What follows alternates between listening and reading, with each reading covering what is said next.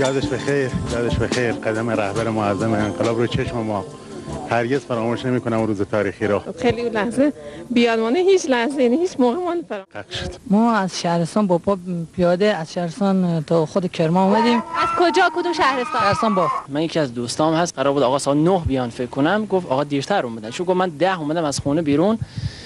بعد میگفت اومدم سر سراح فرهنگیان. گفت از 4 را رد شدم، همین که رد شدم ماشین آقا اومد رد شد. گفت من همینجور نگام افتاد تو ماشین، آقا دست برام من تکون دادن. گفت همینجور که دست تکون دادن میگفت عجیب یهو دل من به قول کرمونی هر ریخ پایین.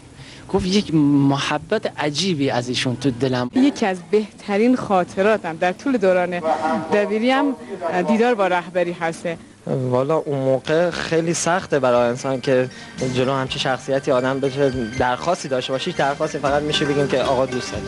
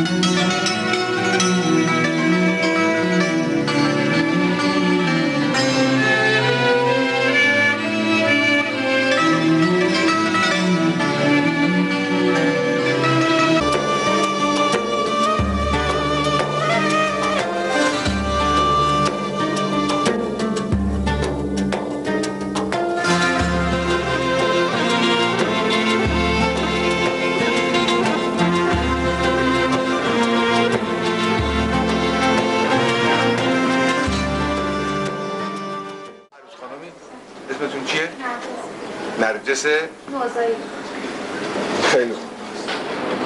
من رو وکیل کنید عقد شما رو بکنم با آقای محسن دژن به مهریه 1 جلد کلام الله مجید، کلام الله تهیه کردید و 14 سکه. من وکیلم خانم؟ فقال رنگ خدا مقواس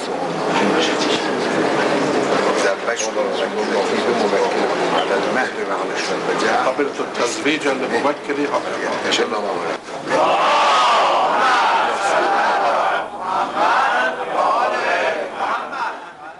با اومدن رهبر متنی رو که بارها و بارها بدون حضور رهبر خونده بودن این بار در برابر چشمان آقا بخوند.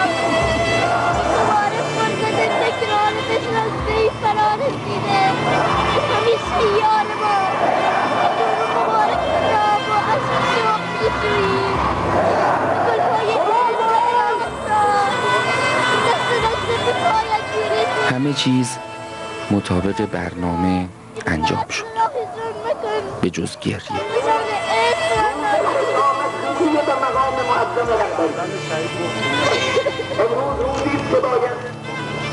گریه اونا رو هیچ کس پیش بینی نکرده. کی میدونه؟ این بوی عطر گل محمدی که فضای ورزشگاه رو گرفته از فریادهای صلی علی محمد مردمه یا گلاب اشکهای فاطمه؟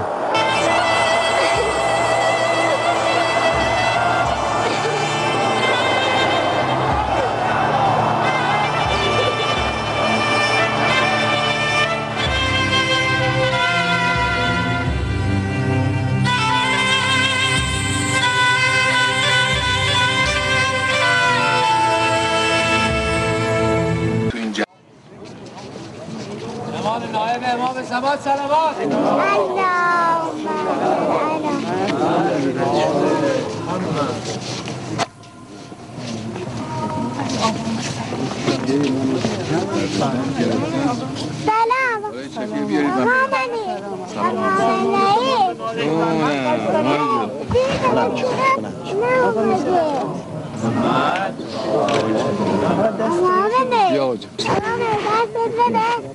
چی ماجون؟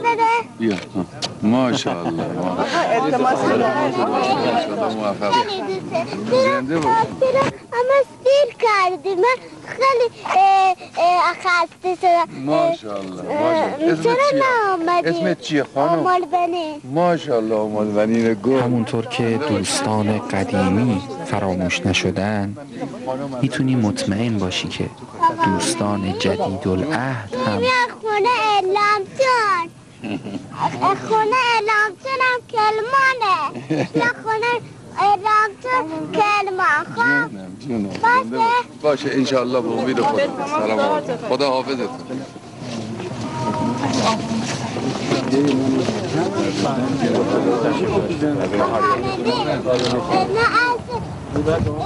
سه تا عکس داری؟ میگم شما سه تا عکس دارید تو خیابونا. عکست دیدم بگه لباسم ندیدم. ماشاءالله ماشاءالله زنده باش. آقا من میگم چرا نمیای به ما صحبت کنی؟ حالا که دیگه صحبت کردیم با شما، حالا شما برو خالی مامانه و بعد من